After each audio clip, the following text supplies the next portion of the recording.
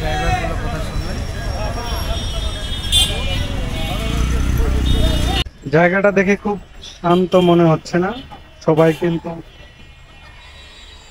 জ্যামের কারণে rail ঘন্টি rail ঘন্টি বার পড়ার কারণে আটকে গেছে।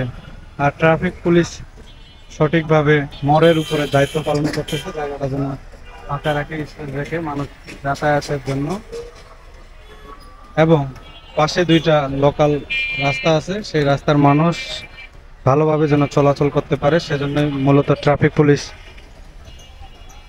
সিগন্যাল দিয়ে আটকে রেখেছে। আমরা আছি বগুড়া জেলার বড়গোলা যে জায়গাটা বলে, এখান থেকে কাঁচা বাজারের রাস্তা শুরু। এখানে জনতা ব্যাংক আছে।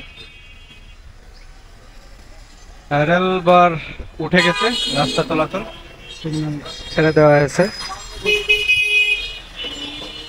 মানুষ ব্যস্ততা বেড়ে গেছে মনে হয় ছুটে যাওয়ার জন্য, তাড়াহুড়া লাগে ফেলছে।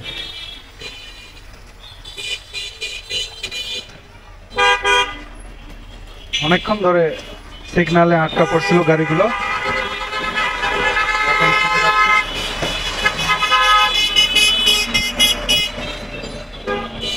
আবার কিছুক্ষণের মধ্যে আবার সিগন্যাল দিতে হবে, কারণ এখনই কানায় কানায় গাড়ি ভর্তি হয়ে যাবে।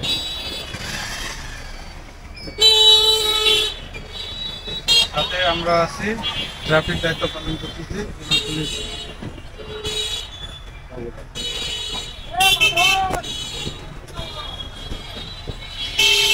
এই যে আটকে গেছে, আর কিছুক্ষণের মধ্যে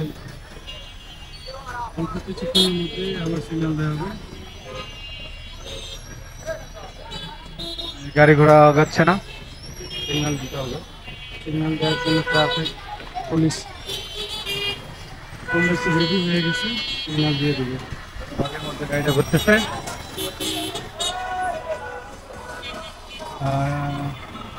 ট্রাফিক পুলিশ নিজ দায়িত্বে কাজ করতেছে।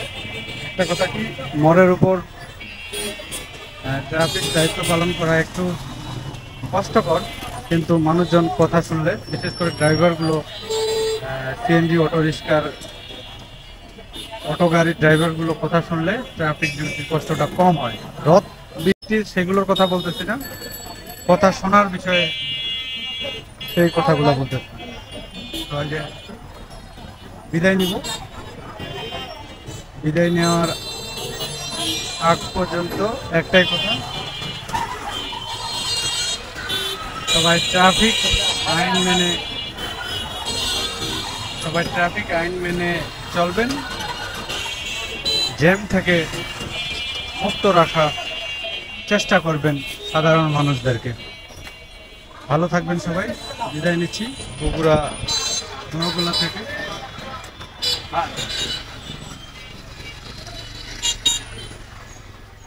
এই যে গাড়িগুলো থেমে গেছে, সিগন্যাল দিয়ে সময় করবে।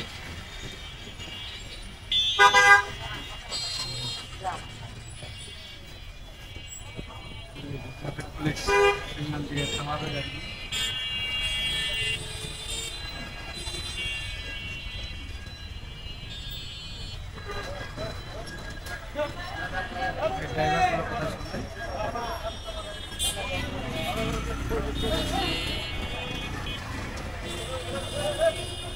বিদায় নিচ্ছি বগুড়া জেলার বড়গোলা থেকে। আল্লাহ হাফেজ, চিরন্তন ভালোবাসা সবাই।